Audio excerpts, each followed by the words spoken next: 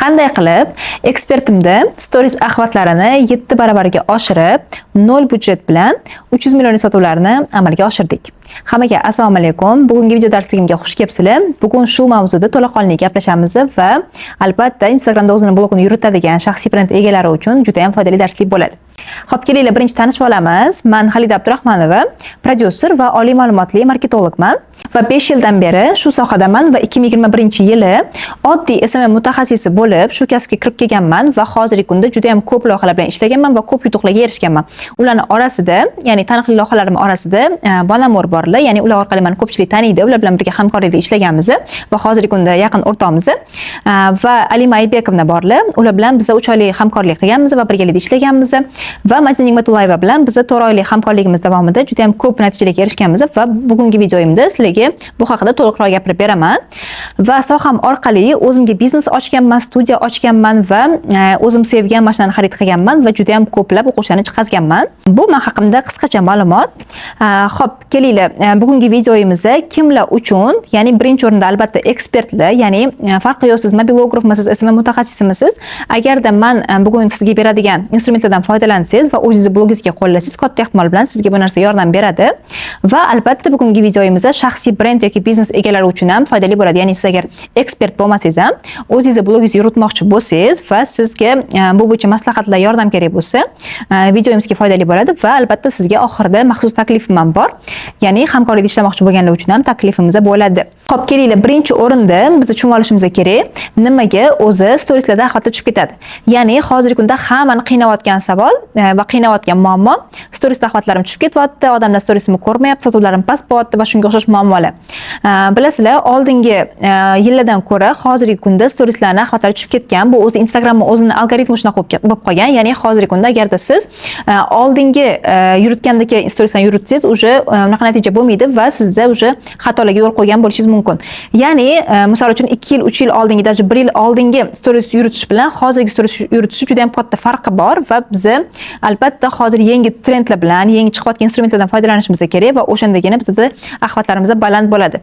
Hozir sizlarga o'sha oldingi loyihamda qilingan xatolarni va biz qanaqa xatolarni to'g'rilaganimizni sizlarga podrobniy aytib beraman. Ya'ni agarda sizda ham shunday xatolar bo'layotgan bo'lsa, sizlarni to'g'rilab axlatlaringizni ko'tarib olishingiz mumkin bo'ladi. Xo'p, keyingisi, nimaga kontent joylaysiz, lekin sotuvlar sizda yo'q? Ya'ni bu ham ko'pchilikni qiynayotgan muammo. Ya'ni blog yuritaman, videolar qo'yaman, reklamalar yoqaman, misol uchun, lekin sotuvlarim yo'q deyshadi. Ya'ni bu ham ko'pchilikning muammosi, shaxsiy brend egalari, ekspertlar uchun va buni ham biz ko'rib chiqamiz. Va keyingisi, bu nimaga obunachilarim ko'paymayapti? Ya'ni klientlarim, obunachilarim ko'paymayapti. Bu savol ham menga juda ko'p berishadi. Ya'ni videolar qo'yaman, reklamalar yoqaman, lekin natija bo'lmayapti deyshadi va sizlarga shu 3 ta mavzu bo'yicha bugun sizlarga foydali ma'lumotlar beraman. Va bu yerda uchala shu savolga ham javob bu yerda muammo strategiyada. Ya'ni agarda siz noto'g'ri strategiya qilsangiz, siz yillar davomida reklama yoqsangiz ham, yillar davomida videolar qo'ysangiz ham sizda natija bo'lmaydi va siz masalan 10 mingta obunachini ham tam bilmayman 2 yil, 3 yilda yig'ishingiz mumkin. Lekin to'g'ri strategiyadan foydalansangiz, siz даже 1 oyda, 2 oyda ham uje hech qanaqa reklamalarsiz ham obunachi yig'ishingiz mumkin, ham axlatlaringizni ko'tarib olishingiz mumkin va sotuvlaringiz ham baland bo'lishi mumkin. Va bu yerda eng muhim narsa, birinchi o'rindagi narsa bu strategiya. Ya'ni strategiyani siz o'rganishingiz kerak bo'ladi. Xo'p, kelinglar, sizlarga uje razbor qilishni boshlaymiz. Ya'ni oldingi loyihamda qanaqa xatolarga yo'l qo'yilgan, ya'ni aynan storieslarda. Ya'ni bizda qanaqa muammo bo'lgan? Biz Madina opa bilan gaplashganimizda ular aytganlarki, oxirgi paytlarda storieslarim barcha tushib ketyapti. Axlatlarim 10 mingta, 15 mingta bo'lyapti. Ya'ni ularda o'zi 1 million 200 mingtalik menimcha auditoriya yoki 1 milliontalik auditoriya va ularda stories axlatlar 10 mingta, 15 mingta bo'lgan. Bu degani juda yomon holat, chunki даже menimcha 10% ham 1% ham ko'rmayapti degani. Va shuning uchun biz srochno buni to'g'rilashimiz kerakligini tushunganman va ko'rib chiqqanman qanaqa xatolar o'tib bo'lgan.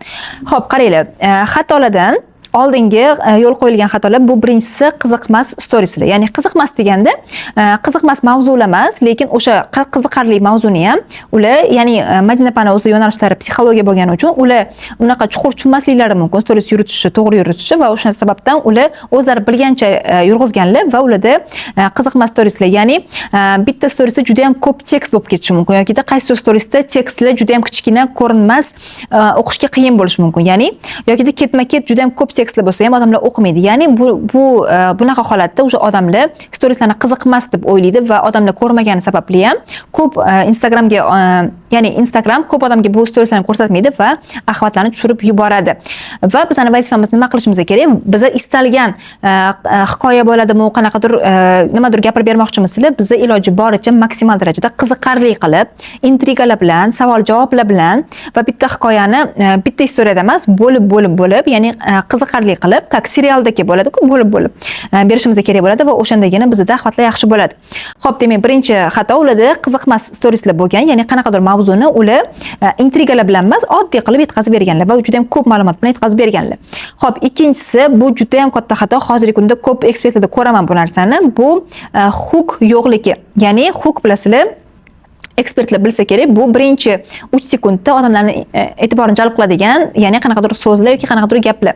Bu bizda qoida Reels'da ham ishlaydi va xuddi shunaqa Stories'da ham ishlaydi. Ya'ni agarda biz Stories'larni assalomu alaykum, dushanba tongilar muborak bo'lsin, kelinglar bugun shu haqida gaplashamiz desanglar, odamlarga bu narsa qiziq emas. Biz o'sha birinchi istoriyadan qiziqarli mavzuni boshlashimiz kerak. Ya'ni agarda biz tam 5 yilcha oldin shunchaki kofeni videosini qo'yib qo'yib, mana good morning deb boshlaganimizda ham axlatlarimiz yaxshi bo'lgan bo'lsa, hozirgi kunda bu narsa umuman даже 10 barobar axlatlarni tushirib yuboradi va biz harakat qilishimiz kerak. Faqatgina birinchi istoriyani o'zidanoq qiziqarli boshlashga. Misol uchun, hookga juda ham misollar ko'p. Misol uchun, men bu ishni hech qachon qilmagan edim. Yoki da men bitta yaqin odamim bilan urushib qoldim. Yoki meni hayotimda juda ham bir ishonib bo'lmaydigan holat bo'ldi. Ya'ni shunaqa gaplar bilan biz agar boshlasak, misol uchun, ya'ni albatta bu yolg'on bo'lish kerak emas. Albatta shu narsa sizlarda hayotingizda bo'layotgan bo'lsa, o'shani qo'yishingiz mumkin, lekin uni ham qiziqarli qo'yib borish kerak. Ya'ni erkaklar nimaga shunaqa bo'lib ketyapti yoki ayollar nimaga unaqa bo'lib ketyapti degan qiziqarli savollar bilan, qiziqarli gaplar bilan biz agar storieslarni boshlasak, bu albatta o'zingizlarning yo'nalishiga moslab gapirasizlar. O'shandagina bizda axlatlar yaxshi bo'ladi va bizda hook instrumenti ishlaydi. Chunki hozirgi kunda bu narsa juda ham muhim bo'lib qolgan. Xo'p, keyingisi aytganimda 3-xato bu tekst ko'p bo'lganligi. Ya'ni o'zi qoida bo'yicha storieslarning o'zining qoidasi bor. Bu ham alohida bitta ilm, xuddi matematikaga, fizikaga o'xshagan ilm. Storieslarning ham o'zining ilmi bor. Ya'ni bizda storieslarda tekst qismimizda faqatgina 30% bo'lish kerak. Ya'ni masalan 100% ekran bo'lsa, bizda tekstimiz 30% dan ko'p bo'lib ketsa, agar odamlarning miyasi shunaqaki, hozirgi kunda odamlar shu darajada erinchoq bo'lib ketgan va odamlarning miyasi shu darajada linjay bo'lib ketgan. Agarda biz ko'p tekstni ko'rsak, biz uni o'qimaymiz. Men u qiziq bo'lsa, mayli birinchisini o'qishimiz mumkin, no keyingilarini o'sha o'qishimiz kelmaydi, chunki biz odamlar hamma Instagramga dam olish uchun kiradi. Ya'ni kimdir hozir men dars o'rganaman, bugun yangi ma'lumot o'rganaman deb kirmaydi, to'g'rimi? Ya'ni o'sha sababdan biz harakat qilishimiz kerak. Tekstimiz 30% dan ko'p bo'lib ketmasligi kerak. Agarda ko'p bo'lib ketsa, sizlar men qiziq narsa aytib bersanglar ham odamlar o'sha u narsani ko'rmaydi va o'tkazib yuboradi. O'tkazib yuborgandan keyin esa o'sha Instagram o'ylaydiki, sizlar qiziq emas storieslarni qo'yasizlar va o'sha axlatlaringlarni tushirib yuboradi. Xo'p, keyingisi bu yana bitta xato bo'lgan. Ularda ya'ni progress instrumenti bo'lmagan. Ya'ni progress o'zi bu nima? Agarda oldin eshitgan bo'lishingiz mumkin, progress instrumenti bu odamlarni qizitish. Ya'ni qanaqadir mavzuga, qanaqadir kursga, farqi yo'q, qanaqadir xizmatga odamlarni qiziqishini uyg'otish. Ya'ni progress instrumenti bu juda ham muhim. Masalan, agarda siz o'zingiz kursingizni ochmoqchi bo'lsangiz, shunchaki chiqib olib, mana men o'zim kursimni ochdim desangiz, odamlar bu narsaga qiziqmaydi. Lekin siz progress instrumentidan foydalanib, o'zi kursingiz kimlar uchun to'g'ri keladi, o'zi nimaga kerak, qaysi muammoga yechim beradi, kursingizdan keyin qanaqa natijaga erishadi degan savollarga как bazaviy javob berib o'tib ketsangiz, o'shandagina odamlar o'sha qiziqadi va bu progress deyiladi. Ya'ni odamlar qiziydi. O'sha storieslaringizni ko'radi va o'sha kursingizga qiziqish uyg'onadi va bu istalgan narsaga bo'lishi mumkin. Va ularda oldin unaqa instrumentlar deyarli bo'lmagan va shu sababdan axlatlar tushib ketgan bo'lgan.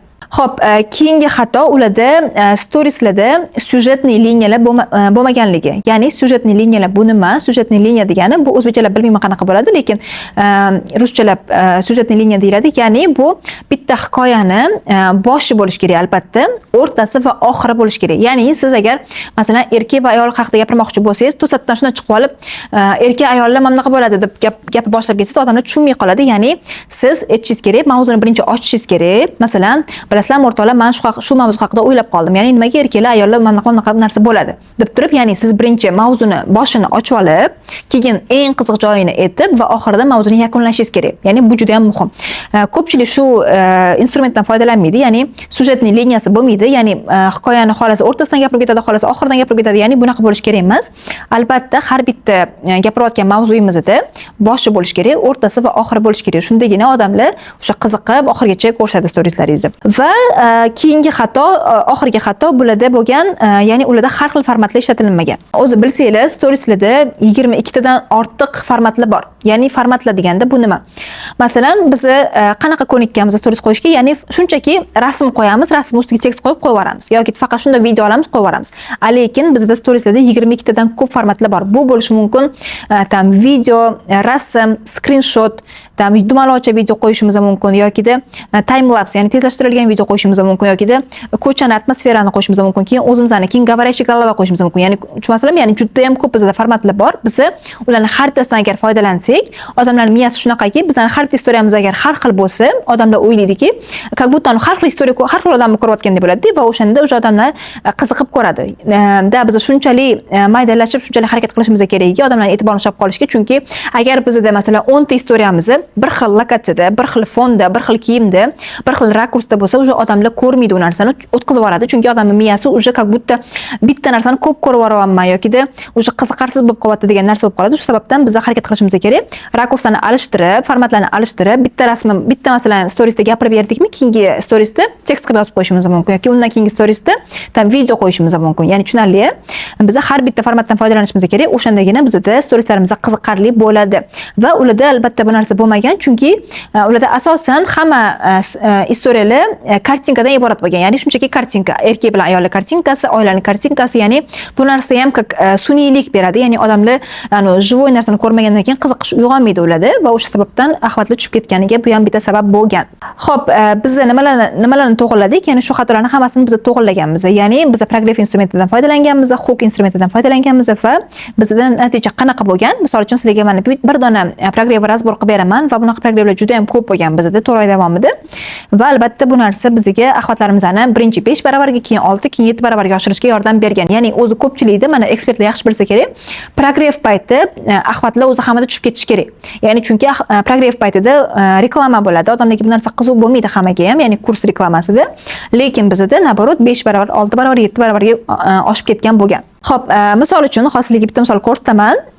Bizda misol uchun muammoni olib chiqqanmiz, ya'ni hozirgi kunda ayollar erkaklashib ketayotganligini olib chiqqanmiz. Ya'ni biz buni qanaqa olib chiqishimiz mumkin edi. Shunchaki kelinglar bugun sizlar bilan shu mavzuda gaplashamiz, menga shu mavzu qiziq, kelinglar sizlar bilan gaplashmoqchiman deganimizda, ya'ni unchalik qiziq bo'lmasdi. Lekin biz qanaqa olib chiqdik? Biz hook bilan boshlaganmiz storieslarni, ya'ni progressni men o'zim yozganman va storieslarga ham o'zim olib chiqqanman ularni. Qanaqa bo'lgan? Ya'ni biz sразу boshlaganmiz. Hozir ayollar erkaklashib ketyapti. Ya'ni katta tekst bilan, qizil tekst bilan yozib qo'yganmiz. Чтобы odamlar bitta istoriyani ko'rsin, sразу qizil tekstni ko'rsin, katta tekstni va o'sha e'tibori ushlab qolinsin. Ya'ni odamlar o'sha voy anaqa bo'lib qoladi. Voy, hozir nima haqida gap ketar ekan, nimaga unaqa deyapti ekan, kimga gapiryapti ekan degan savollar uyg'onadi. Ularning auditoriyasida va o'sha narsa hook deyiladi. Ya'ni biz shu narsa bilan boshlaganmiz. Ya'ni hozir ayollar erkalashib ketyapti va keyingi istoriyada bizda nima ketyapti? Bilaman, hozirgi kunda ko'pchilikning muammosi ayollar erkalashib ketyapti. Hozir hammamiz pul topyapmiz, ishlayapmiz va albatta bu narsa bizga ta'sir qiladi degan muammo bilan boshlaganmiz va oxirida biz nima qilganmiz? Oxirida biz ayollik energiyasini oshiradigan texnikalar bilan darslik berganmiz va o'sha darslikka biz progress qilganmiz.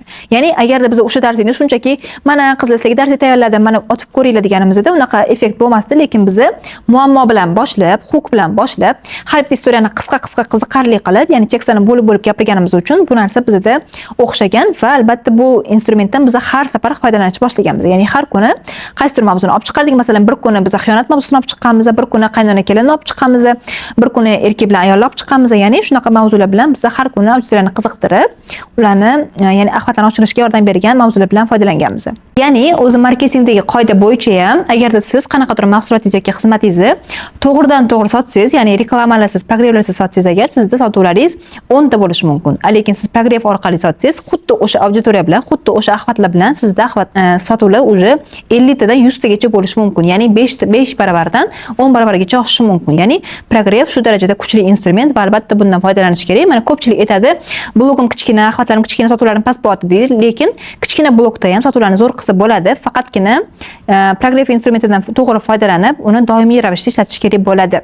Xo'p, demak, axlatlarni oshirish uchun biz nimalarni qildik? Ya'ni birinchi o'rinda biz progress instrumentidan foydalanganmiz, syujetning liniyalaridan foydalanganmiz, hook bilan boshlaganmiz har bitta istoriyani, aktual muammolarni olib chiqqanmiz va fikr bildirishga undirganmiz. Masalan, aytishimiz mumkin, sizlar ham qo'shilasizlarmi shu gapga, что ayol kishi ishlash kerak emas degan qanaqadir bitta mavzuni olib chiqamiz va hamma bizga yozadi. Masalan, ha, ayol kishi ishlash kerak emas deydi kimdirlar bo'lsa, yo'q, ayol kishi ham ishlash kerak deydi. Ya'ni shunaqa biz savol berganmizki, чтобы hamma bizga atvet qilsa, hamma biz bilan dialog o'rnatsin va bu narsa bizga axlatlarni oshirishga yordam bergan.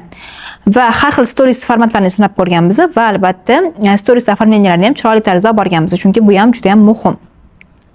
Xo'p, keyingi sizlarda tug'ilgan savol bu bepulga hech qanaqa reklamalarsiz 20 mingtadan oshiq auditoriyani qayerdan olib kirdingiz deyishingiz mumkin. Ya'ni bu narsa ham ko'pchilikga qiziq, chunki ko'pchilikning og'rig'i biz faqatgina bir oy ichida 20 mingtadan ortiq auditoriyani olib kirganmiz, lekin odamlar 1 yillab, 2 yillab, 3 yillab, даже SMM agentstvalarning o'zi ham bunaqa natija qilib bera olmasligi mumkin. Ya'ni hozir shu haqida gaplashamiz.